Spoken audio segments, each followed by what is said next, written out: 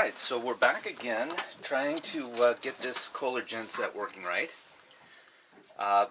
The only problem I have left to solve is the choke. And the problem with the choke, as I've explained before, several times I think, is that this is the original choke actuator unit. There's linkage here that would connect to an updraft carburetor down here. This, the updraft carburetor didn't come with the boat though, and so I got a side draft carburetor off of this is an L600 model Kohler motor, and I got a side draft carburetor off of a L654 motor, a newer one.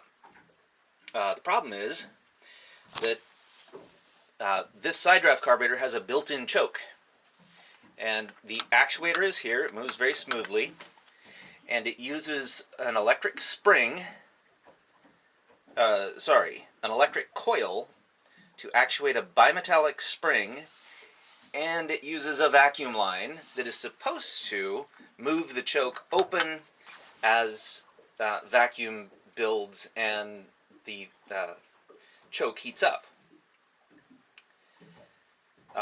The problem is that the C5, I believe it's C5, maybe C6, connection inside the Genset controller, which goes to this wire, this is the choke actuating wire, it's different. I believe the controller is different for the 654 model than it is for the 600 model with this actuator. This actuator uses electricity to move the lever, and then after it starts, I think it's supposed to move it to full choke for a cold start. But then you don't get voltage hanging around for very long. It cuts off to zero pretty quickly.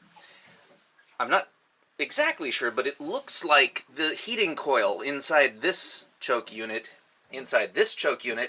it looks like it is supposed to have constant voltage, so that as the unit heats up, the bimetallic spring moves and opens the choke, but then it has to stay heated, but the engine doesn't heat this part very much.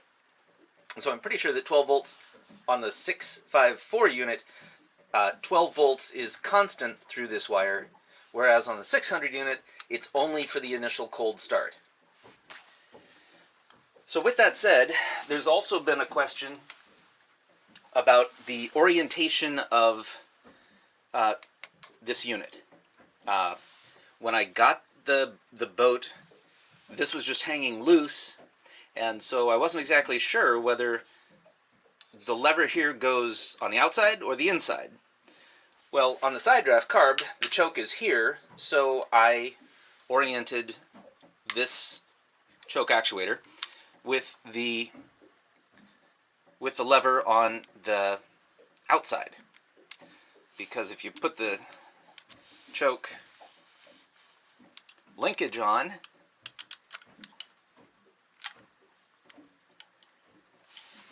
it kind of hangs down in the basic vicinity of where the choke would go on this side draft carburetor. But the more I look at it, it looks like maybe this is the wrong orientation. Maybe this should be flipped so that the lever is on the inside. So I'm going to take it off, and I'll show you why I think that. Okay, so I've got the bottom screw off already. Shoot. There went the linkage into the bilge. Okay, so here's the choke actuator.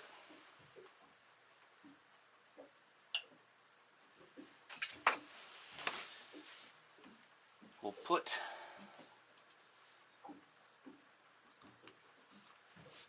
ground to it.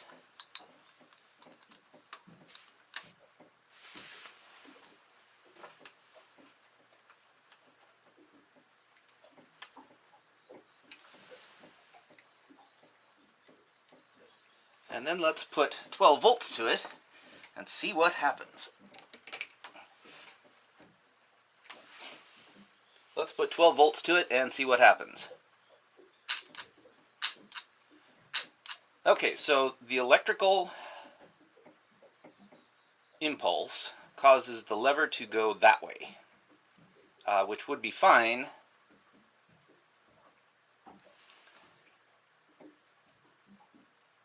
Actually, it would not be fine. Even on the side draft, the choke lever pulls up. So I believe, oh, and the manual doesn't specify which end is up on this. But I think that if I orient it this way, when I turn on the start button, the lever will pull up,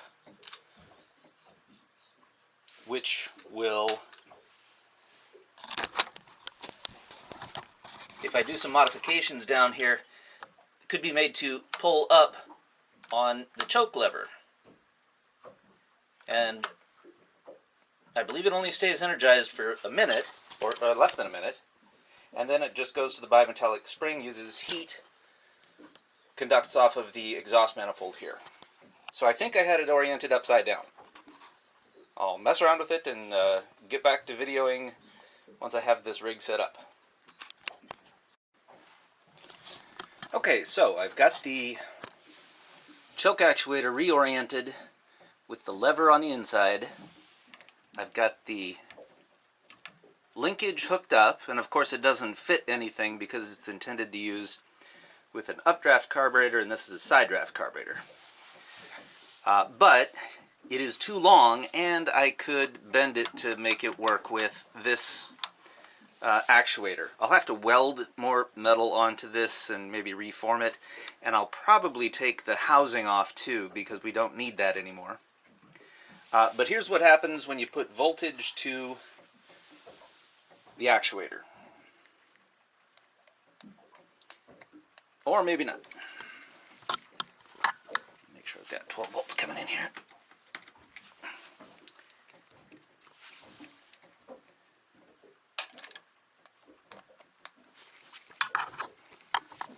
Come on, you.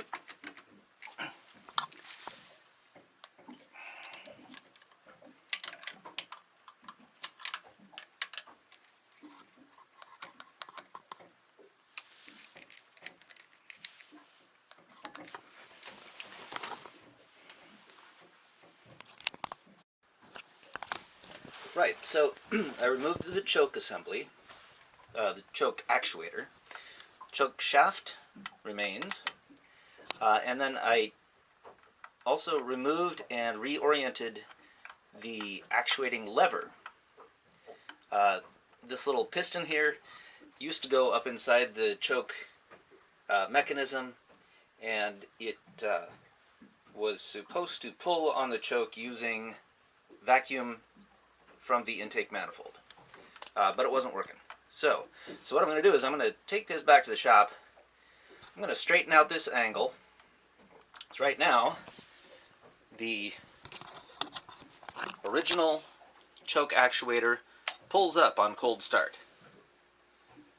It only stays on for a second or two, just enough to get the engine started. Once the engine lights off, it immediately drops down. I don't know if you can see it or not, but I put a mark here with a Sharpie to show where the shadow of that lever was when the engine just started. So it was up here. So that means it's going to be pulling up on the choke lever, the choke linkage. But as it heated up to operating temperature, it dropped and dropped because there's a bimetal spring inside of here. And so it dropped and dropped and dropped and dropped. And now you can see it's a quarter of an inch lower than it was on cold start. And on cold start it also goes with electric assist, right, power to this number 5 terminal wire. It's about a quarter of an inch, maybe 3/8 up on cold start. So what I need to do is have a lever down here that's long enough that it will go full choke, which this is full choke at start, and then it'll drop open just a bit, and then as the engine warms up, it will slowly open the butterfly valve. So I'm going to have to weld some material on here, drill a hole, and then modify the original linkage that goes between the actuator and the choke. And I think that'll work. Time will tell.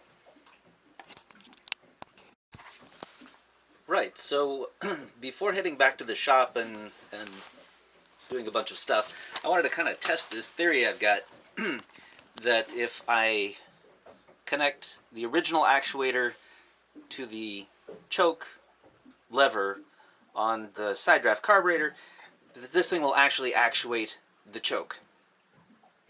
I'm pretty sure it will. So what I did is I bent the original linkage to offset it so that it would line up with the choke lever.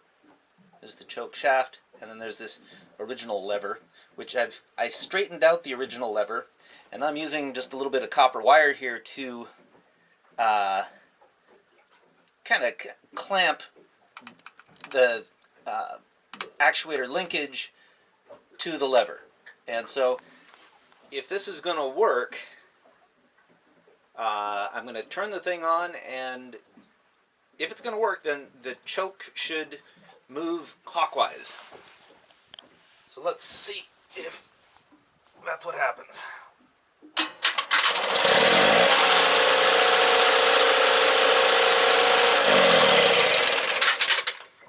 That was just about perfect.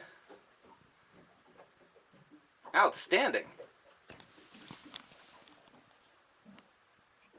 I just have to go and go back to the shop, modify.